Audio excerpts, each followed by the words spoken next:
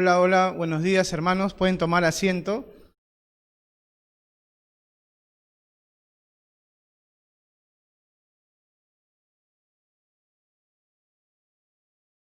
Bienvenidos familia, bienvenidos hermanos. Estamos en un nuevo comienzo, un nuevo año. Y qué bueno poder estar aquí, comenzar, como dijo Oscar, con el pie derecho. Eh, como dije en el mensaje de la iglesia, del grupo que tenemos, quizás por diferentes razones no pudiste venir, algo pasó, algo estabas haciendo.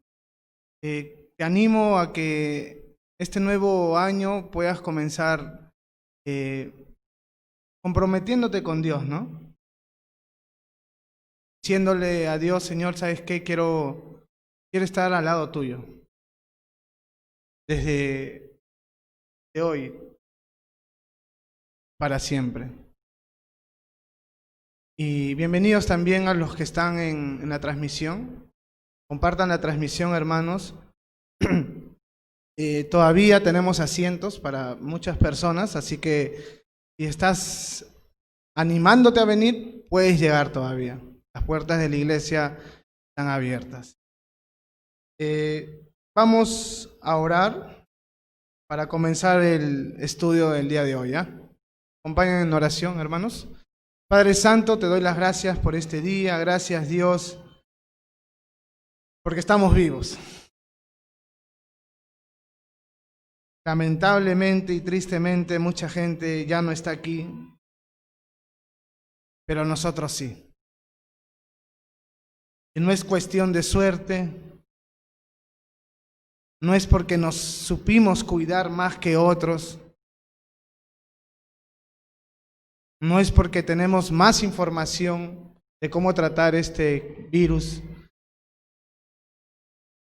es por tu gracia, Dios, es por tu misericordia que estamos vivos. Solo es eso, Dios. Siempre hay un propósito, Dios. Siempre hay una razón por la cual tú dejas o nos regalas un día más de vida, Dios.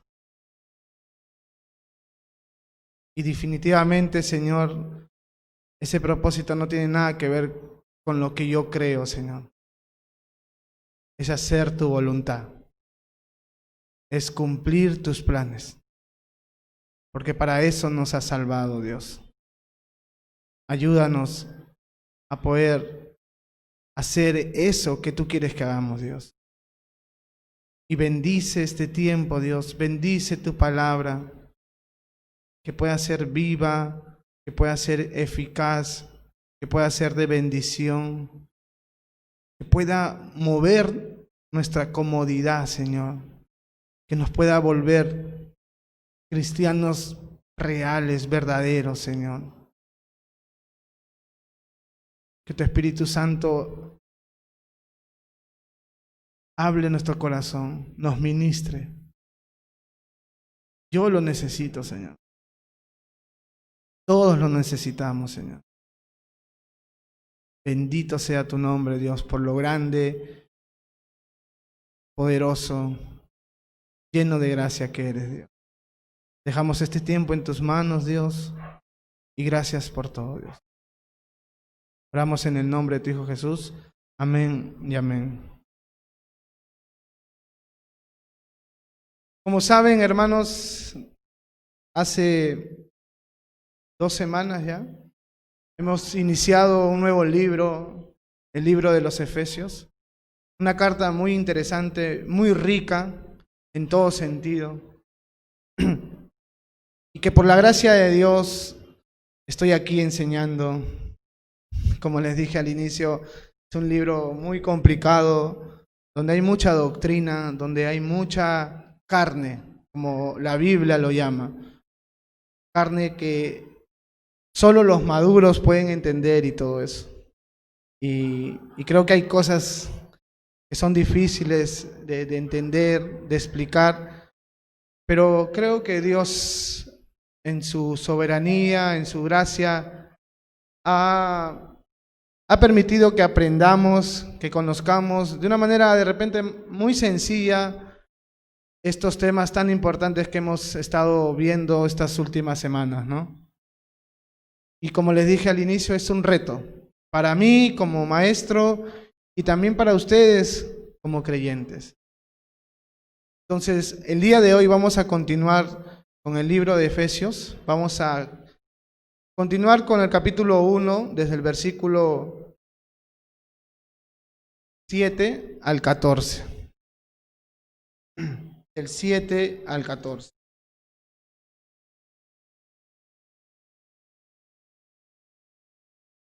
Como dije hace un momento, ya tenemos 2 semanas, hemos visto la introducción del libro, hemos visto quién es el autor, hemos visto quiénes son los receptores que iban a recibir esta carta. Esta es una carta que fue enviada a un lugar específico con un propósito específico. Sabemos que es la iglesia de Efesios. Esta carta podía circular o podía ser usada por otras iglesias que estaban también en Asia Menor. Pero muchos creen que esta carta en realidad fue dirigida para los efesios y los efesios podían dársela a sus hermanos que estaban alrededor de ellos, las demás iglesias. Y el propósito de Pablo, que es el autor hacia los receptores de esta carta, era que estos hombres puedan saber quiénes son. ¿Quiénes son?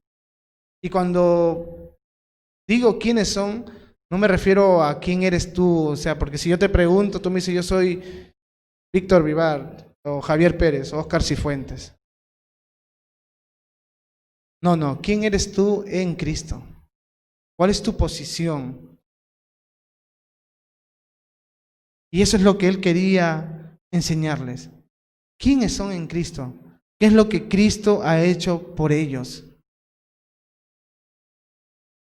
Para Pablo era importante comenzar su carta hablando de estas cosas, de estas riquezas, de estas bendiciones, de estas cosas tan grandes que Jesús ha hecho por su vida, de los efesios, porque él entiende que si una persona conoce lo que Jesús hizo por ti de una manera muy profunda, muy clara, y también conoce todo lo que implica la cruz de Cristo, su vida cambia.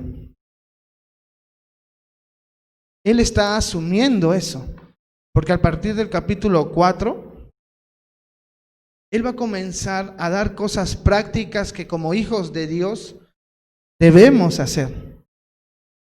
Pero él no te manda cosas o no te pide que tú vivas de una manera tal sin antes haberte dicho lo que Jesús hizo por ti. A veces nosotros buscamos una razón para vivir una vida distinta, o tiene que pasarnos algo para poder hacerlo. Pablo está diciéndote ya, esto hizo Cristo por ti. Ahora tú, ¿qué vas a hacer? Ahora, ¿qué te toca hacer? Y a partir de la mitad del libro para adelante, él nos va a enseñar de qué manera nosotros podemos reflejar o mostrar eso que Jesús hizo por nosotros, pero en nuestra vida diaria.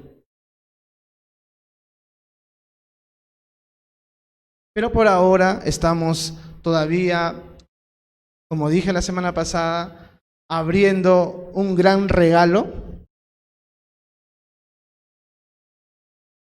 que Jesús nos ha dejado para nosotros. No sé si a ustedes le ha pasado o han visto por internet, han visto que hay unas bromas que hacen, ¿no? Que envuelven un papel, un regalo muy grande, gigante. Una caja así grandota, una caja de televisor o una caja grande. Está envuelto con un papel de regalo y lo abres todo desesperado, emocionado, porque crees que vas a encontrar algo muy bonito, muy grande, muy valioso. Pero al final descubres que hay otra caja dentro, ¿no? No sé si han visto eso. Y después de esa caja, la abres también y hay otra caja. Y así sucesivamente hasta que encuentras una caja de chicle Adams. Y al final a veces no hay nada. Es una broma, ¿no?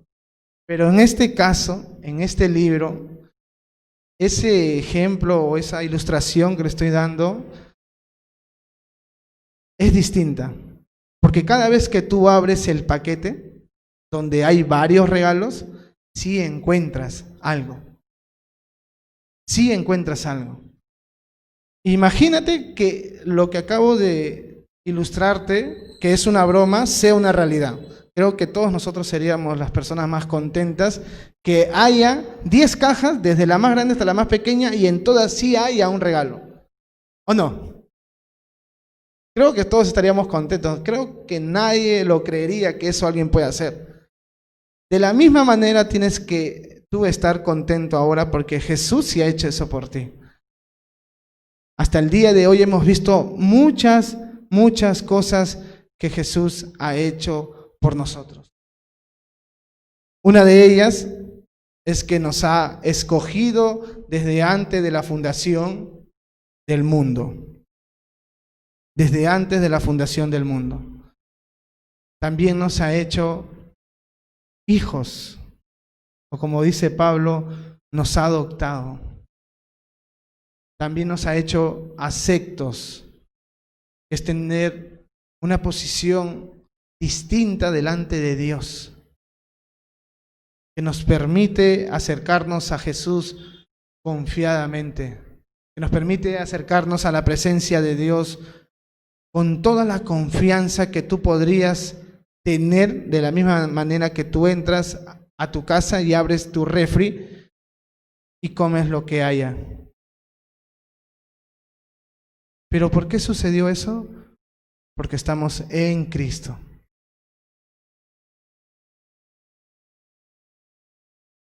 El día de hoy vamos a seguir continuando con estas riquezas. Y vamos a leer desde el capítulo 7.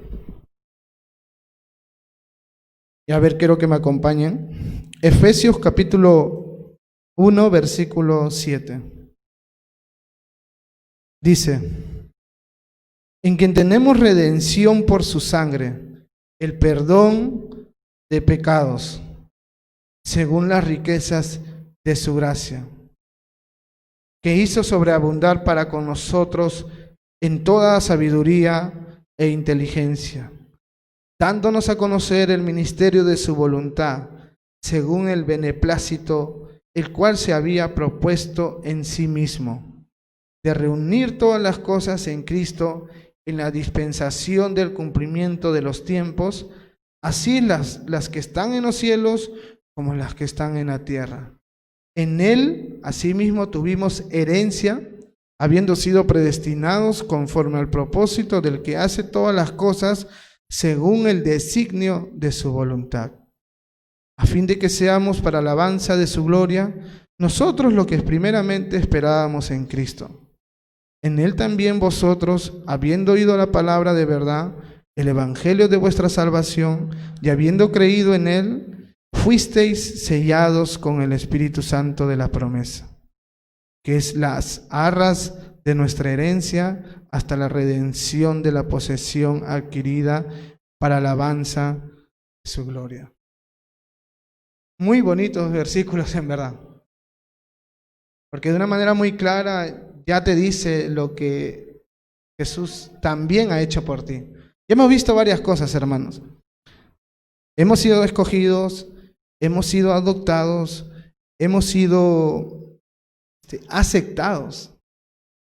Pero la pregunta que podemos hacernos ahora, teniendo en cuenta el versículo 7, es ¿cómo todas esas cosas que Dios planeó de antemano? Porque hemos visto que la elección o el escoger de Dios no sucedió en el momento en que tú dijiste, te acepto, Jesús.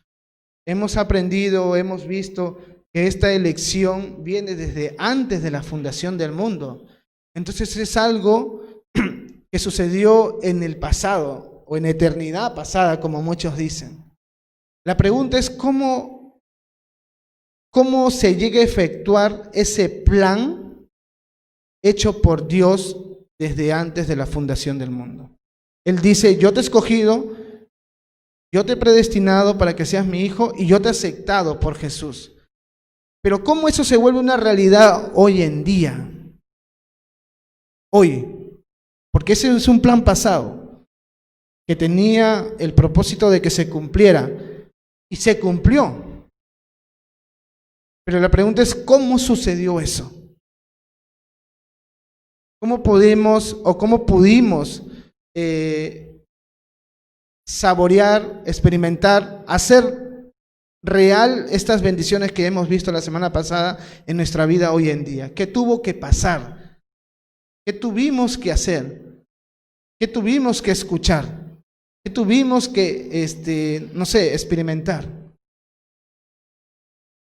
Porque si esto yo le digo a la gente que está pasando, no va a ser real para ellos. La pregunta es ¿por qué? ¿Por qué ellos no son escogidos o por qué ellos no son hijos y por qué ellos no son aceptados? ¿Cuál es la diferencia entre ellos y tú? ¿Qué pasó en tu vida? Esa es la pregunta. Yo no puedo llamar hijo a cualquier persona que está afuera. No puedo llamar aceptado delante de Dios a cualquier persona que está afuera. Ni siquiera lo puedo llamar escogido. Porque no siguen a Jesús. Y justamente el versículo 7 se podría decir que es el plan de Dios realizado. O mejor dicho, lo que Dios planeó, desde el versículo 7 vamos a ver cómo lo efectuó. O qué tuvo que hacer. Ya no solamente era un plan, ya es un hecho, ya es una acción que alguien tuvo que hacer para que esas cosas que Dios había planeado puedan ser reales y vivas en tu vida. Versículo 7 dice: en quien tenemos redención por su sangre, el perdón de pecados según las riquezas de su gloria. En un versículo anterior, hermanos, habla de que somos aceptos en el amado. ¿El amado quién es? ¿Se recuerdan? Cristo Jesús, nuestro Señor. Entonces, de Él está hablando en el versículo 7 también. Que hemos sido aceptados en el amado, pero también que tenemos redención por su sangre, el perdón de pecados según las riquezas de su gracia. Ahora, hermano, esa palabra redención es una doctrina bíblica, es una doctrina del cristiano que todos nosotros deberíamos saber, por lo menos de una manera muy sencilla, lo que significa o lo que quiere decir redención. Que también viene la palabra redimir o redimidos. Redimidos son los que de una manera reciben algo, por eso son redimidos. Redentor es el que hace posible eso que tú recibes. Entonces, para que haya redención, tiene que haber un redentor y tiene que haber gente que va a ser redimida para que pueda funcionar esa palabra redención. ¿Quién es el redentor? Jesús. ¿Y quiénes son los redimidos? Nosotros. Pero ¿qué significa redención o redimidos? Sencillamente pagar un precio por algo. Eso significa redención. Hacer un pago por algo o por alguien. Nada más. Y ahora la pregunta es, ¿qué tiene que ver eso con Jesús? Pablo está diciendo a los efesios, en quien tenemos también redención por su sangre. Hermanos, antiguamente, ahora no sucede eso porque está prohibido ya, pero antiguamente había mucha esclavitud. Había esclavitud que de una manera era justificable. También había esclavitud que no era para nada bueno, donde había abuso. Pero en el tiempo de Jesús y antes, había muchas personas que por diferentes razones llegaban a ser esclavos. ¿Y qué tenía que pasar? ¿O qué sucedía? Estas personas a veces se endeudaban. No sé si por una mala administración o porque de repente vino una sequía a su vida o a la tierra y no tenían para comer. pero siempre hay gente que son pudientes, ¿no? Que tienen más. Y si tú perdiste todo en esa sequía, o perdiste todo por una mala administración, pero no tenías para comer, lo que a veces mucha gente hacía era acercarse al rico, o al que tenía más, o al que tenía para darle, y decirle, ¿sabes qué? ¿Puedo ser tu esclavo? Y la única razón por la que podían, o la que querían ser esclavos, es para que esta persona lo pudiera mantener, para que le pueda dar sustento. Entonces se vendía prácticamente. O de repente alguien hizo un préstamo y no hay la manera de pagarlo, ¿ya? Y una forma de pagarlo es diciendo a su deudor, ¿sabes qué? Puedo ser tu esclavo 5 años, 4 años, hago lo que tú quieras. Y también eso lo llevaba a ser esclavo. Pero también había esclavos que injustamente eran esclavos. Gente que compraba personas que entre comillas no tenían familia, que entre comillas estaban abandonados para hacer de ellos un negocio. Como José, ¿se acuerdan? Cuando José supuestamente iba a ser asesinado por sus hermanos y ya los habían incluso golpeado, y de pronto pasaron unos hombres que hoy en día de repente lo podemos llamar cachineros, que se dedicaban al comercio y compraban lo que sea, y lo ofrecieron a José y le dieron unas monedas y se lo llevaron. Ese es un tipo también de injusticia de cómo conseguían a los esclavos. Por ejemplo, yo estaba en el desierto y pasaban 4 personas y Oscar y Pantera me tenían prisionero y me decían, no, te vendo a Víctor. ¿Ya cuánto me das? 1 sol te doy. Y de pronto me llevaban y me volvían un esclavo.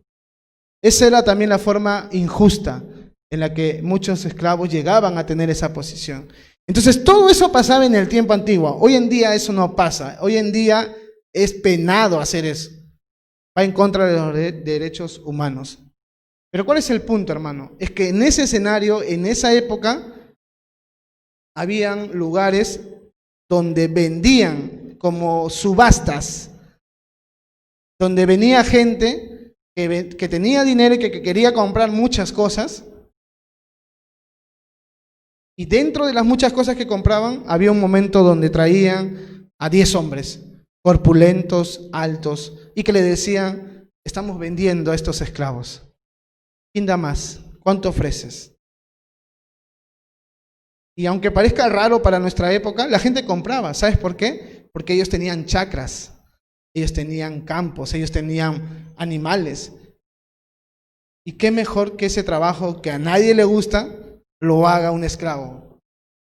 Entonces la gente decía, ya yo doy tanto, yo doy tanto. Hacer esa compra o tener ese proceso de intercambio de persona y dinero, eso de una manera también es redimir. Esto es los esclavos que están al frente son propiedad de una persona, ¿ya?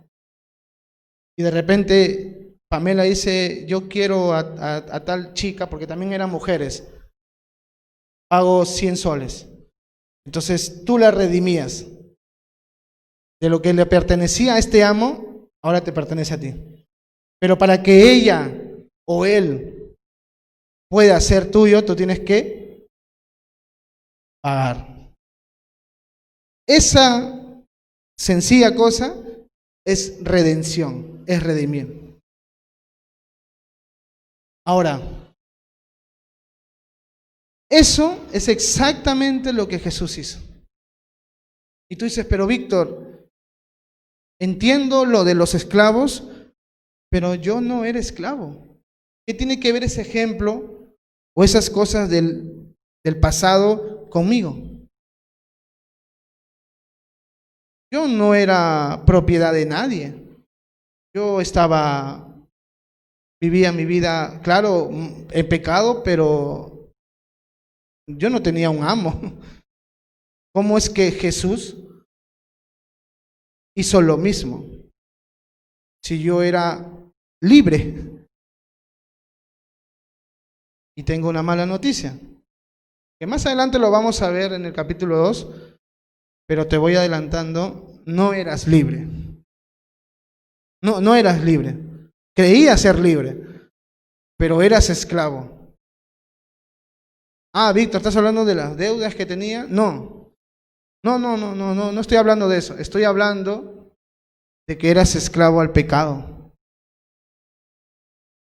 Eras esclavo de Satanás.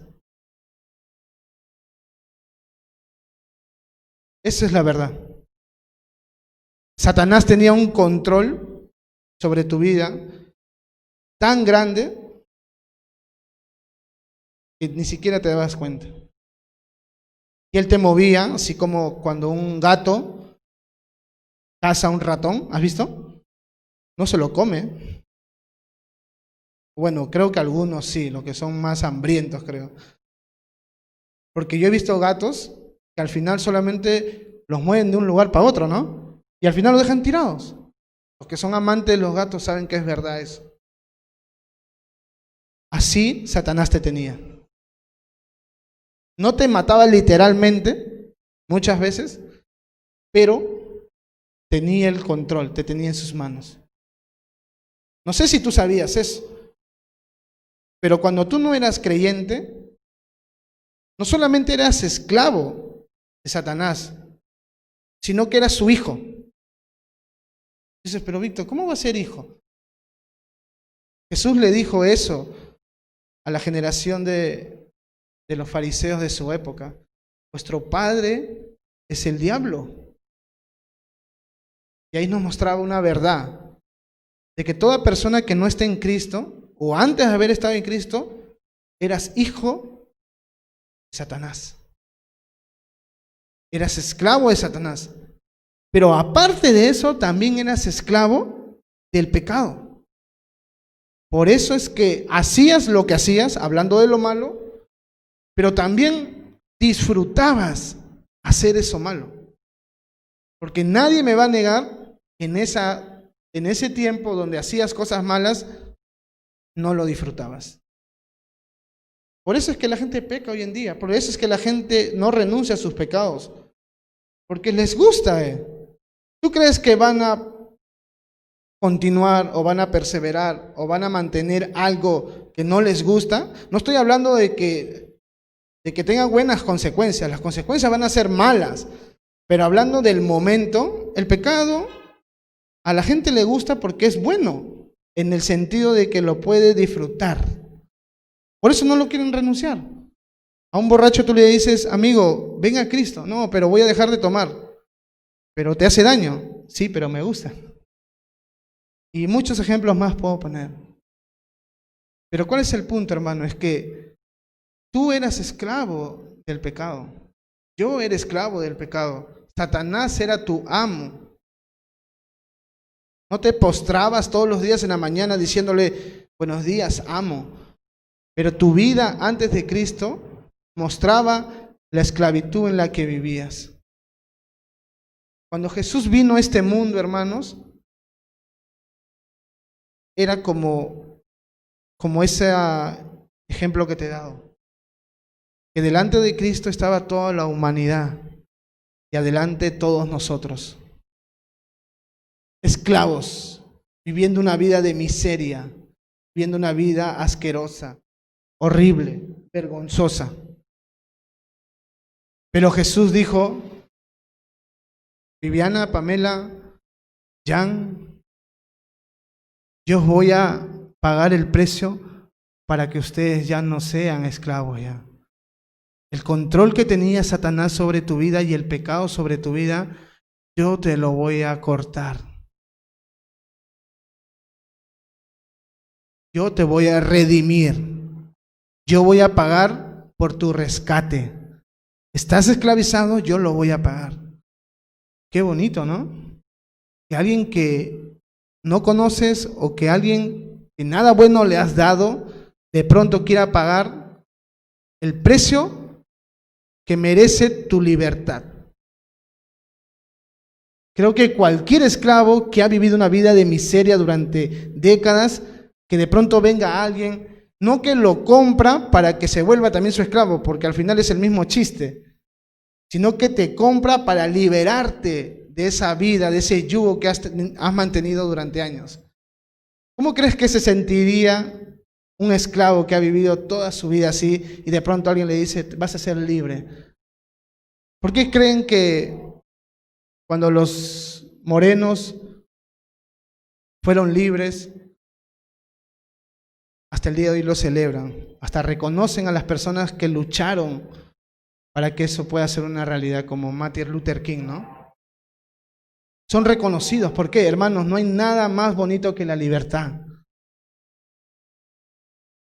Y ahora, Jesús al redimirte, te hizo libre. Quiero que entiendas esto, hermano. Tú no podías ser libre de la esclavitud del pecado ni de la esclavitud de Satanás. Tú no podías. Por nada del mundo ibas a poder hacer eso. La única persona que podía librarte de ese yugo, de esa esclavitud, era Jesús. El único, hermanos. Entonces, siéntete bendecido y privilegiado de que hoy, hermano, seas libre. Quizás tú no lo ves así, pero si Cristo no te hubiera redimido, tú todavía seguirías controlado por el pecado y por Satanás. O sea, en pocas palabras, seguirías siendo esclavo de esas cosas. Pero hoy tu posición es que eres libre, porque alguien pagó un precio para que hoy tú seas libre. Y cuando viene el pecado, tú tienes la potestad, tú tienes la autoridad de decirle no, no voy a disfrutar, no lo voy a hacer. Pero ¿sabes qué cosa, hermanos? Tú no podrías hacer eso si Cristo no te hubiera redimido. No podrías. No, pero Víctor, ¿y la fuerza de voluntad dónde queda? ¿No hay que tener fuerza de voluntad? Tu fuerza de voluntad te llevó a la vida que tuviste antes de Cristo. Si quieres saber de qué sirve eso. Cristo te ha hecho libre. Igual hay luchas, igual Satanás quiere atacarte, igual el pecado sigue ahí, pero ya le puedes decir no, porque eres libre. Un esclavo no le puede decir no a su amo, porque sigue siendo esclavo. Tiene que obedecer. Pero ¿sabes cuál es el punto, hermanos? Hablando del precio, Jesús no pagó con dinero, ni con oro, ni con plata, tu rescate, mi rescate. Tampoco lo hizo con su poder, porque Él era todopoderoso. Y Él pudo haber dicho, líbrense. Hacía. O pudo haber negociado con Satanás. ¿Cuánto quieres por la libertad de Víctor y Pamela? Ya dame 10 billones de dólares. Toma. No. ¿Sabes cuál fue el precio que Él tuvo que pagar para que hoy tú seas libre? Tu vida. Hermano, piensa en eso. Eras esclavo, Él pagó tu rescate, pero el método de pago fue su vida, fue su sangre. Eso es fuerte, hermanos. En serio. Piensa en un momento. Tú darías tu vida, no estoy hablando tu dinero, porque incluso el dinero para muchos sería difícil dar para liberar a alguien o rescatar a alguien. Pero tú darías tu vida, hermano, tu vida, o sea, que te mueras por los delincuentes y pecadores que viven en los lugares más peligrosos, los que viven en el Callao, en San Juan, en La Victoria. Sinceramente, ¿tú lo darías? No, no es cierto. Yo no lo daría, hermanos, en verdad. Es mi vida. Y lo peor es que son malos. ¿Cómo voy a rescatar a gente mala? Pero eso es exactamente lo que Jesús hizo por ti. Víctor, pero yo era menos malos que esos ejemplos que tú estás poniendo del Callao, de la Victoria, de San Juan. Yo era menos malo, o sea, era malo, pero tampoco, no era tanto. O sea, te entiendo, pero tampoco soy tan malo o mala. Pero ¿sabes qué, hermano? Déjame decirte que tú eres tan pecador como el peor pecador que tengas en mente. Las consecuencias de ambos, que son pecadores, pueden ser distintas, pero la condición de pecador delante de Dios es la misma. Así que tú, en verdad, deberías, y yo también debería, verme y vernos como los peores pecadores que han existido en esta vida. Pablo lo dijo, yo soy el peor, el más pecador de todos. Y Pablo era un religioso, inteligente, educado.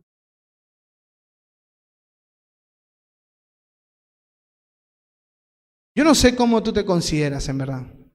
No sé. De repente tú le das gracias a Dios por tu salvación, por tu rescate, pero no lo valoras tanto porque quizás siempre has considerado que no eras tan malo ni mala.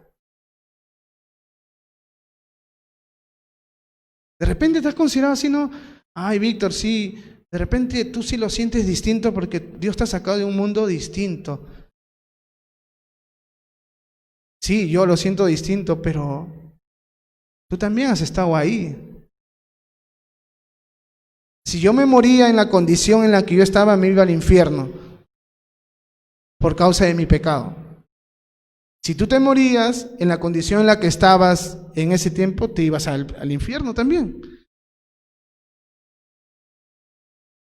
Por eso es que la Biblia dice, al que se le perdona más, ama más. Y es verdad. La gente que realmente, o la persona que realmente entiende su condición delante de Dios, de pecador, de horrible, de lo peor que puede existir en esta vida, delante de Dios, y de pronto escucha o le enseñan que estando en esa condición horrible de pecado y esclavizado, alguien paga un precio para liberarte y hacerte una mejor persona. O sea, si alguien entiende la gravedad, esta doctrina de la redención, hermanos, sería algo que moviera su corazón.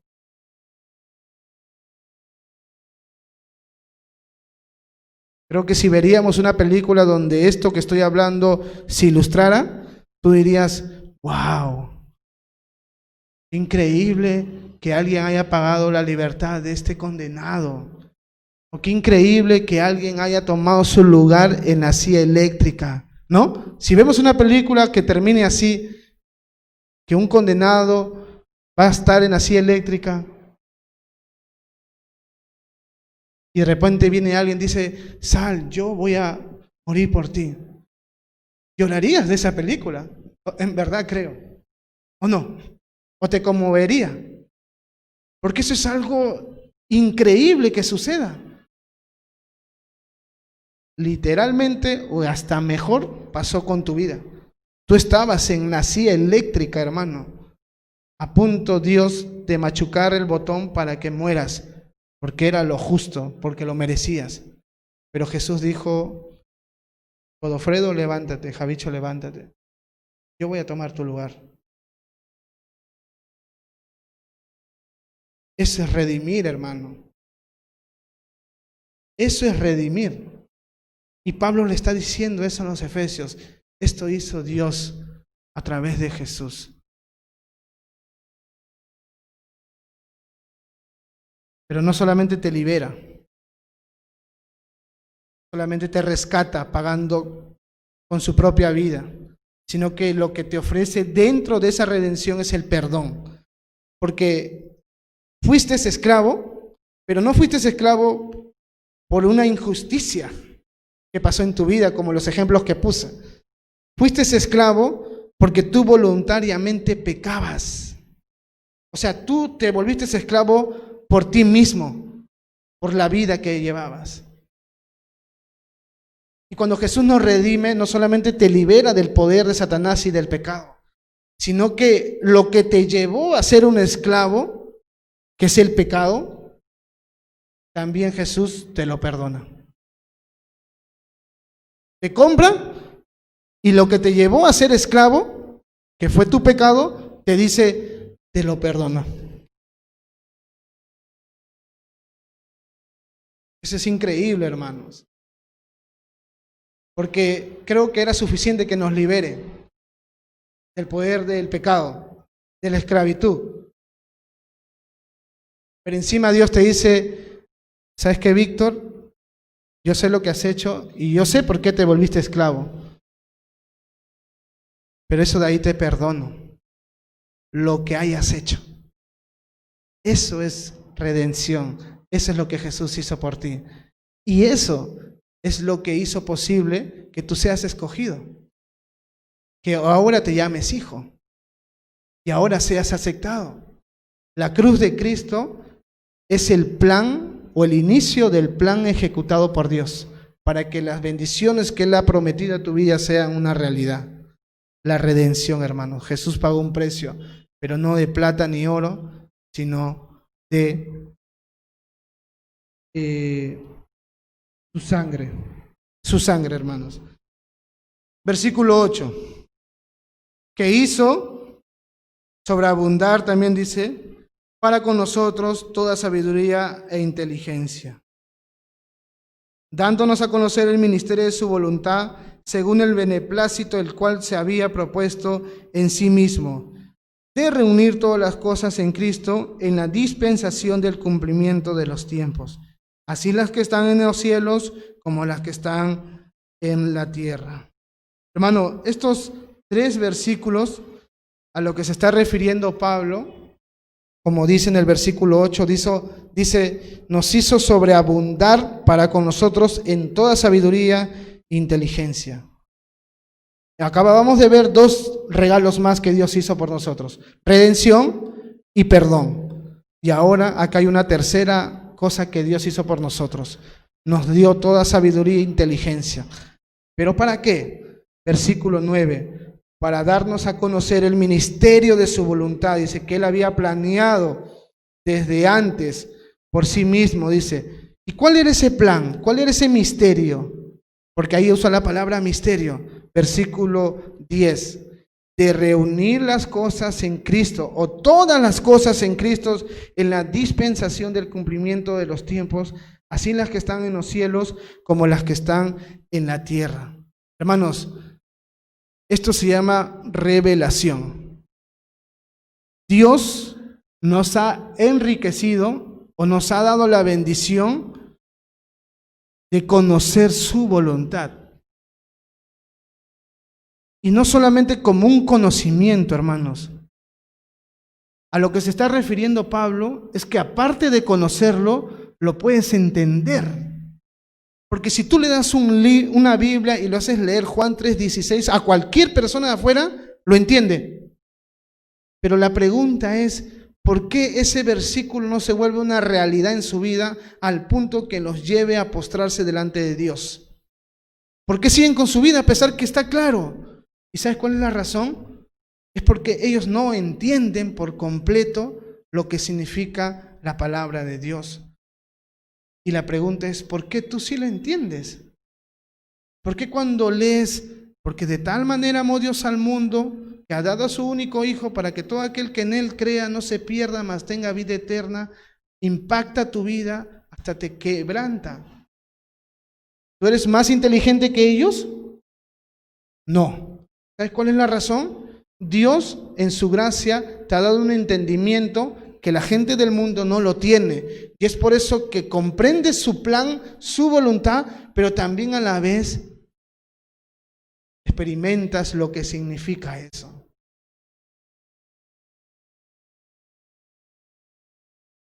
Dios nos ha hecho capaces, hermanos, que cuando leamos la Biblia podamos escuchar su voz. Y eso no es inteligencia tuya. Dios te ha enriquecido en toda sabiduría y en todo entendimiento. Si hoy tú puedes descubrir algo o puedes decir, Dios me habló, no es porque estuviste bien concentrado, hermano, no porque Dios te ha dado esa gracia de poder entenderlo.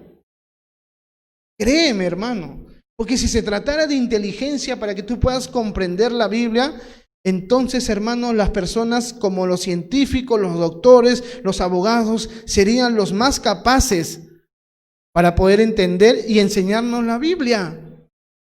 Porque si se trata de inteligencia, pues. Pero mira, ¿quiénes te enseñan la Biblia? Gente que no terminó el colegio, gente que no tiene universidad, gente que no tiene ni siquiera ni un estudio superior. ¿Sabes por qué, hermano? Que Dios es el que te da la inteligencia. Cada vez que tú abres la palabra y descubres algo o entiendes algo, es porque Dios te ha hecho capaz de que eso pase. Pero fuera de eso, lo que Pablo también está diciendo acá es que Dios nos ha dado la capacidad de conocer su voluntad, su misterio. Un misterio lo llama a pesar de que ya ha sido descubierto. Usa la palabra misterio Pablo, ¿ya? La palabra misterio, porque en el Antiguo Testamento esto que hoy ya conocemos no estaba tan claro, pero Pablo, utilizado por Dios, se encargó de dar a conocer este misterio. ¿Y cuál es el misterio, hermanos?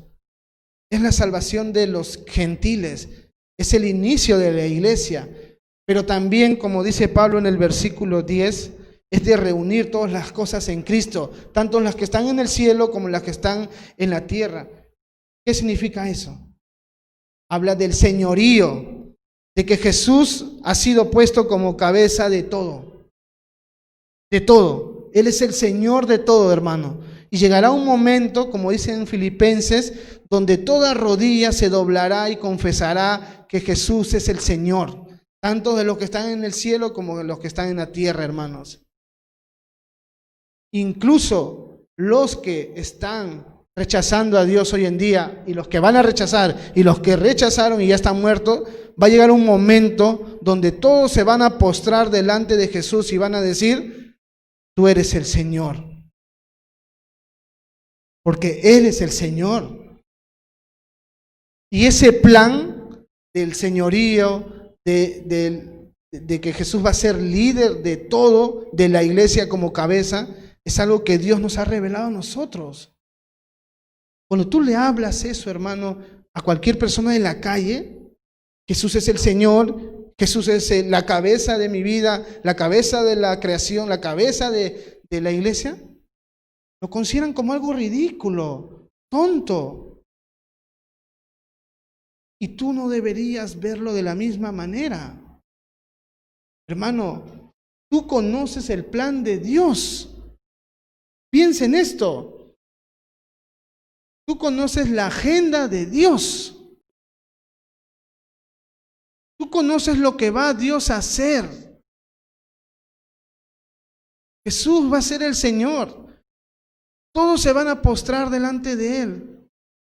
Ese plan que Dios ha realizado y que pronto se va a ver, tú lo conoces, hermano. De repente, tantas veces que lo has escuchado, ya no le das la importancia que tiene. Pero tú conoces la agenda de Dios. Imagínate que tú tengas la agenda de la persona más importante en esta vida para ti. De repente puede ser un ídolo, de repente puede ser un futbolista, un cantante, o un pastor reconocido, o un presidente. Imagínate que en tus manos caiga su agenda y descubres todo lo que él había planeado hacer en un año. No estoy hablando de cualquier persona, estoy hablando de la persona que quizás más te importa, más admiras? Piensa. O como para algunos, imagínate la agenda de alianza, que sepas lo que va a pasar, a quién van a contratar, cuánto van a invertir y todo eso. Cuando tú descubres los planes de alguien que te interesa, creo que toda madre, todo padre quisiera ver la agenda de su hijo, ¿no? Saber qué es lo que le gustaría hacer en un año. Imagínate que diga ahí, comprarle una casa a mi mamá, comprarle o ser el mejor estudiante de este año. ¿Cómo se sentiría el padre y la madre? Pon cualquier ejemplo. Dios está diciendo, te estoy enseñando mi agenda de lo que yo voy a hacer. Si eso no es importante para ti, hermano, no hay otra cosa, en verdad. Solamente que quizás no lo vemos así porque tantas veces que nos dice Jesús va a gobernar, Jesús es el Señor, Jesús es el juez del mundo. Ya sí. Pero la pregunta es ¿por qué tú lo conoces y por qué tú lo entiendes? ¿Y por qué esa verdad afecta tu vida? Porque escúchame, conocer la voluntad de Dios y que Dios te dé la capacidad de hacerlo, no solamente se queda como un conocimiento, sino que esa verdad afecta a tu vida de tal manera de que sabiendo que Jesús en algún momento va a ser el Señor completamente, porque ahora lo es, pero todavía no está gobernando. Pero cuando eso pase, esa verdad de repente ni siquiera te das cuenta inconscientemente, es la que te lleva a vivir una vida distinta. ¿Por qué no haces lo malo? ¿Por qué no vives como la gente del mundo? ¿Por qué no haces esto? Porque Jesús es mi Señor. Esa verdad que mucha gente rechaza es la que a ti te permite o te ayuda a vivir una vida distinta. ¿O no? O acá ponemos en la iglesia, no robes eso, reglas, y por eso vives de una manera distinta. No. La razón por la que nosotros vivimos como vivimos, hermanos, es porque Dios nos ha dado la capacidad de conocer su voluntad, de saber lo que va a suceder en el futuro, y esa verdad se vuelve tan real al punto que afecta a nuestra vida. Y es por eso que vivimos como vivimos, o deberíamos vivir de una manera distinta, porque conoces el plan. Y eso es lo que Dios te ha dado, revelación. Te ha revelado su plan. Tú sabes ahora que va a haber una tribulación donde en la mitad del año va a comenzar el momento más difícil para la tierra. Tú sabes que vas a ser raptado antes de la tribulación. Hermano, esa es la agenda de Dios. Y Dios te la ha dado a conocer. Tú sabes que cuando estés delante de Dios no te va a condenar, sino te va a premiar de las cosas buenas que hiciste acá. Esa es la voluntad de Dios y eso Dios te ha hecho conocer. Tú sabes que la gente tiene dones, el Espíritu Santo los da. Pero ¿quién te ha hecho saber eso? No, Víctor, es que yo estoy en la universidad y por eso entiendo estas cosas. Oh. El Señor nos ha revelado todo eso, hermanos. Versículo 12. Lo que Él busca que nosotros hagamos después de conocer estas cosas.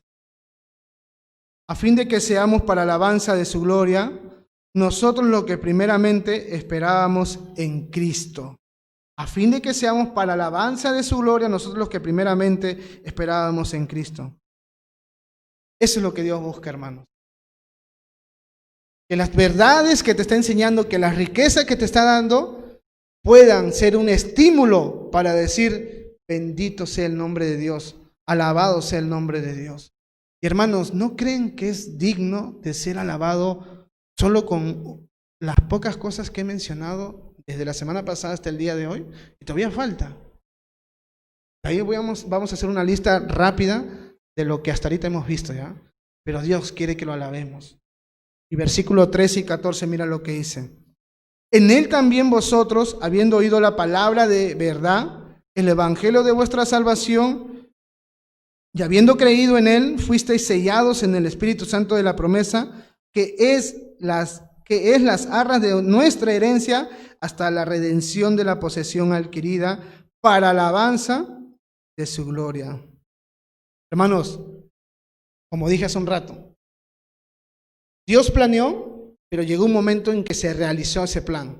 La redención es parte de lo que Dios planeó para que sea real las demás cosas que Él había prometido y planeado. Pero también la revelación, sin revelación de parte de Dios, no podríamos entender, hermanos, el Evangelio. Por eso es, escuchen, por eso es que la Biblia dice que el Evangelio es locura para otras personas. Es algo tonto. Pero para los que se salvan, es poder de Dios. La pregunta es, ¿por qué para algunos es locura esto que conocemos y predicamos y para ti es poder de Dios? Y la respuesta es sencilla, porque Dios te ha revelado. Entonces también es un hecho que Dios ha hecho en tu vida. Y la tercera cosa que ha hecho, o la cuarta cosa que Dios ha hecho, hermanos, es hacerte oír el Evangelio. Como dice en el versículo 13, en Él también vosotros, habiendo oído la palabra de verdad, el Evangelio de vuestra salvación, y habiendo creído en Él, fuisteis sellados con el Espíritu Santo de la promesa. Hermano, en algún momento alguien te tuvo que hablar del Evangelio de Cristo, pero no es suficiente haberlo escuchado. Tuviste que creer. Y lo que te voy a decir quizás no sabías, pero cuando tú oíste la verdad, el Evangelio, y creíste en Él, como dice en el versículo 13, fuiste sellado con el Espíritu Santo. ¿Qué significa eso? Ese es, no puedo ponerlo no puedo tratar de competir con las demás riquezas, pero esto de repente es lo más bonito, hermano, que Dios hizo por nosotros. Fuiste sellado por el Espíritu Santo. Hermanos, hoy en día y anteriormente en los tiempos pasados, el sello o una firma siempre ha representado algo valioso. Hasta el día de hoy, los que trabajan en banco, los que hacen documentos, saben que el sello, la firma de alguien, vale mucho. ¿Por qué? ¿Qué significa un sello? ¿Qué significa una firma? Es como la garantía o es como una muestra de decirte, ¿sabes qué? Esto es algo serio. Esto es algo serio, lo que te estoy dando o lo que voy a hacer. Sí, pero tu palabra no es suficiente. Ya bueno, toma el sello, ¿no? Hoy en día la cruzada de manos ya no sirve mucho, ¿no? No puedes comprar una casa solamente estrechando la mano, ¿no? No, no es cierto. Si yo te digo, te vendo mi casa, págame 1,000 soles y te digo, dame la plata y quedamos de mano a mano, no es suficiente, ¿cierto? ¿Qué necesitas? Documentos, firmas, sellos. ¿Importa eso? ¿Y por qué Dios mete esto en medio de las riquezas? Porque Dios ha puesto su sello en nuestra vida. Pero hermanos, no es cualquier firma. El sello es el Espíritu Santo. No es que Dios puso otra marca que quizás hubiera tenido el mismo valor o quizás pudo haber tenido valor, que Dios haga una firma cualquiera o ponga un sello cualquiera en nuestra vida. Igual era garantía de que Él va a hacer lo que dice que va a hacer, porque para eso es la firma, ¿no? Es comprometerte a algo. Pero Él, ¿sabes qué utilizó como para sellarte? ¿Cómo se llama eso? Támpano, ¿cómo se llama? Hay un nombre, no recuerdo, pero la cosa que se usa para sellar. No sé si es sello, pero bueno. La tinta y el otro no sé cómo se llama. Tampón. No, tampón es la tinta, ¿no? Ya bueno. El punto es esto, hermanos. Sellador. Dios, hermano, agarró el Espíritu Santo y te lo selló. Y eso de ahí no se puede quitar. Eso es grandioso, hermanos. Cuando tú creíste en Jesús y oíste el Evangelio y creíste, el Espíritu Santo vino a vivir en tu vida. Tú eres templo del Espíritu Santo. Ese es el sello. ¿Y por qué Dios tiene que dejar un sello? Versículo 14. Que es las arras de nuestra herencia hasta la redención de la posesión adquirida para la alabanza de su gloria. Es las arras. La palabra arras es garantía. Ahora entendemos, sello, arras. Lo que Dios está diciendo en su palabra y Pablo le está transmitiendo a los efesios es esto. Hermanos, ustedes han sido escogidos, ustedes han sido adoptados, ustedes han sido redimidos, ustedes han sido aceptados, ustedes se les ha revelado la verdad, ustedes son herederos, ustedes son todo esto. Y quizás tú dudes, pero Señor, ¿qué tal si eso no se vuelve una realidad en mi vida? ¿Qué tal si Dios cambia de parecer? ¿Qué tal si Dios dice, no, me arrepiento de ponerle a Viviana porque estaba viviendo mal? Y todo lo que te dije que es tuyo, lo pierdes. No. Dios dice, lo que yo te estoy prometiendo y lo que he hecho por ti va a ser algo real. Pero Señor, ¿cómo es eso? Para que me creas. Aunque Dios no necesita dejar garantía, su palabra sería suficiente para creerle. Que Dios no es hombre para que mienta, ni hijo de hombre para que se arrepienta. Pero Dios en su gracia y en su amor, porque yo creo que esto es una bondad de parte de Dios, te diga, te voy a dejar algo de garantía para que estés tranquilo y sepas que lo que te he prometido va a ser una realidad en tu vida. Ya, Señor, déjame el sello, mi Espíritu Santo. Wow. No otra cosa, su Espíritu Santo va a ser la garantía de que lo que yo te he prometido que voy a hacer con tu vida va a ser una realidad. Este es un anticipo. Todavía no se ve por completo lo que voy a hacer por ti, pero te voy a dar un adelantito. Toma al Espíritu Santo. Ese es el sello. ¿Sabes qué significa un sello, hermanos? Un sello significa posesión. En la chacra, acá hay mucha gente de provincia y yo también he viajado, los animales, y me da pena, tienen las iniciales, ¿no? Selladas, que lo hacen con fuego, ¿no? Calientan un fierro donde están las iniciales del dueño, Oscar Cifuente, ¿ah? OS, o Víctor Vivar, BB, o Javier Pérez, JP. Lo calientan ahí en los herreros y agarran la vaquita, sí han visto, ¿no? ¡Blum! Le ponen a su parte en la piel. ¿Y cómo viven, hermanos, con todo eso? ¿Para qué hacen eso? Para que cuando la vaca, o el toro, o el becerro, cualquier animal que tenga ese sello se extravíe, se pierda, la gente pueda saber y ver de que ese animalito extraviado tiene un dueño. ¿Y cómo se sabe eso? Porque tiene su sello. ¿Me entienden? Para eso le ponen. Nadie lo puede agarrar porque tiene un dueño. Ahora vayamos al sello que Dios nos ha puesto. Hermanos, si nosotros nos extraviamos, si nosotros nos desviamos, en algún momento por diferentes razones, Dios quiera que nunca pase eso, por tener el sello de Dios, eres su propiedad. Nadie te puede reclamar. Dios es tu dueño. Y hermanos, por eso dije hace un ratito, bendición que Dios haya puesto su sello en mi vida, que es su Espíritu Santo. Y si por alguna razón yo me desvío, no estoy diciendo que lo hagan, hermanos. Por ser su propiedad de Dios, Él me va a buscar. Porque ¿qué crees que haría un ganadero que se le pierde una vaquita? ¿Qué hace? Va y la busca, ¿no? Y va a ser rápido identificarla, así esté en medio de muchas vacas similares a ella, por su sello. Y Dios te ha dejado eso también en tu vida. Y si Él ha dicho, yo te voy a salvar, te voy a redimir, te voy a adoptar, te voy a hacer mi heredero, la garantía es esa. Y de repente te desvías, pero yo te voy a traer porque eres mío. Ya eres mío. Y esto es algo con lo que quiero terminar, hermanos.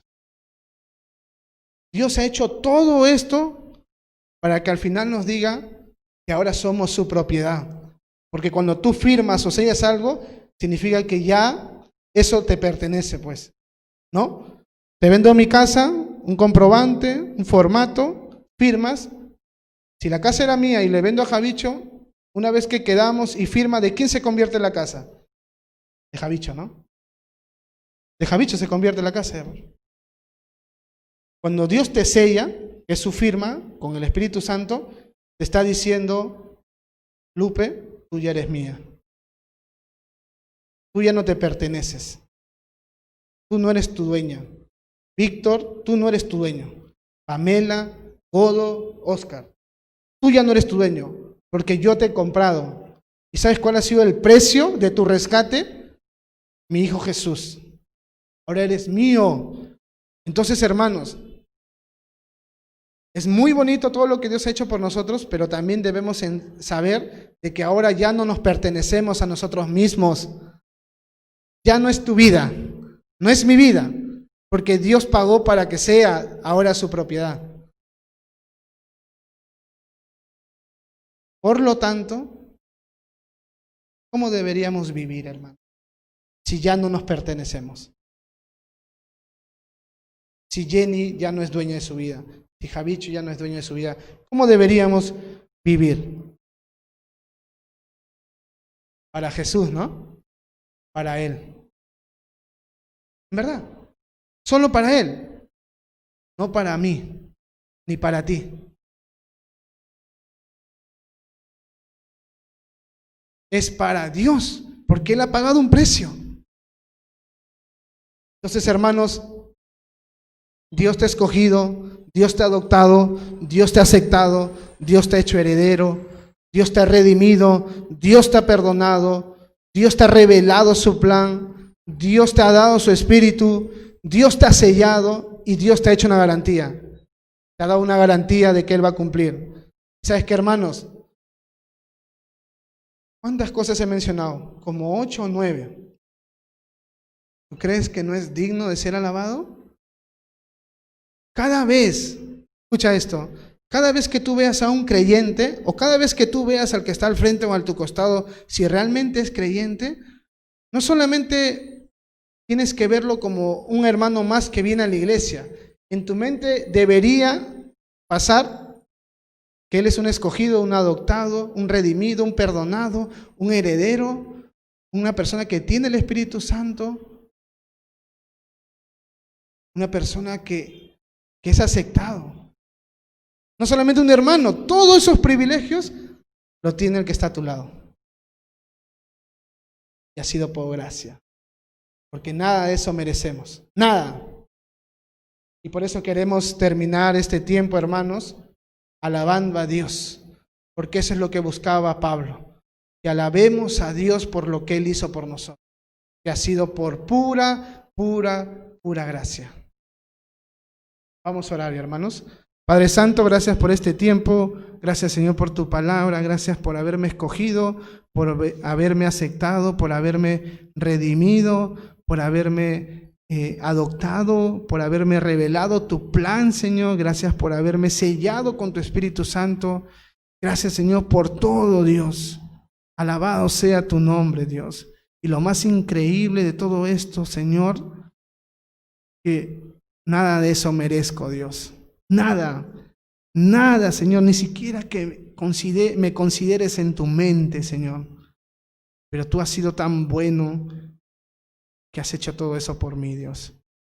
Ayúdame a entender de que ahora, Señor, ya no me pertenezco. Ya no soy mi dueño. Tú me compraste con precio de sangre. Tú me rescataste de la esclavitud. Y ahora soy tu propiedad. Y ayúdame a vivir de tal manera que glorifique tu nombre, Dios. Bendito sea tu nombre, Dios. Oramos en el nombre de tu Hijo Jesús. Amén. Hermanos, vamos a alabar a Dios una vez más. Nos ponemos de pie y ahí terminamos. Y también los que están en la transmisión pueden acompañarnos en este tiempo de alabanza, agradeciendo a Dios por todo lo que nos ha enseñado el día de hoy. Gracias, hermanos.